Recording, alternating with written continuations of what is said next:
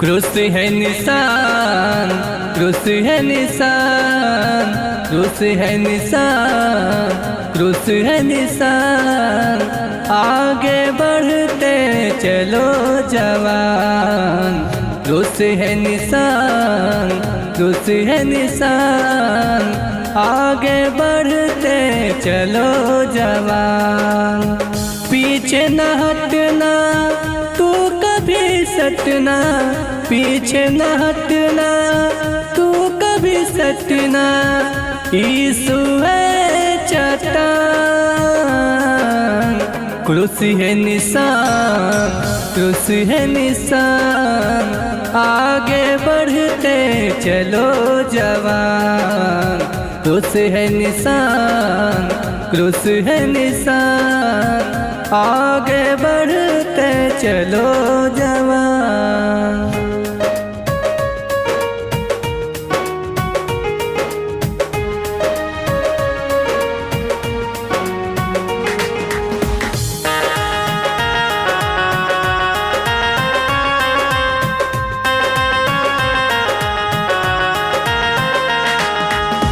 तेरे ही खातिर आया जगत में तुझको बचाने। तेरे लिए ही खाया है कोड़ा पाप को मिटाने।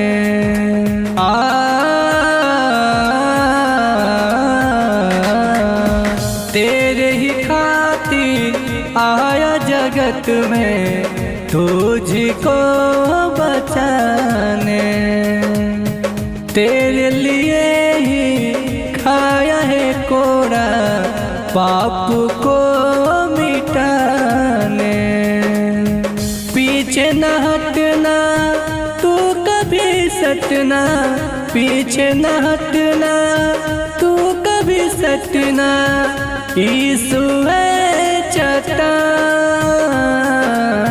क्रूस है निशान, क्रूस है निशान। आगे बढ़ते चलो जवान। क्रूस है निशान, क्रूस है निशान। आगे बढ़ते चलो जवान।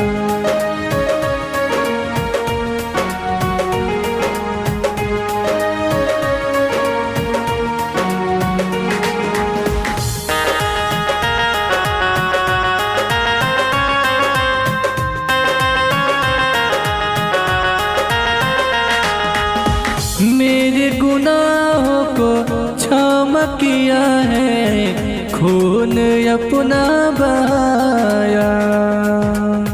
मोल लिया है अपने लहू से, कीमत कोई ना चुकाया।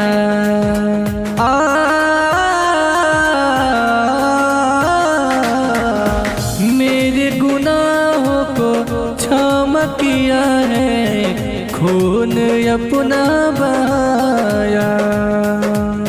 मोल लिया है अपने लहू से, कीमत कोई ना चुकाया।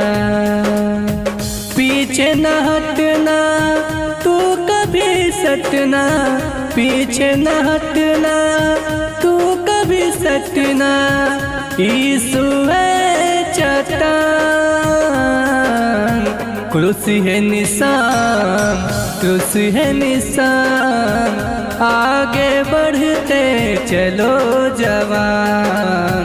क्रूस है निशान, क्रूस है निशान। आगे बढ़ते चलो जवान।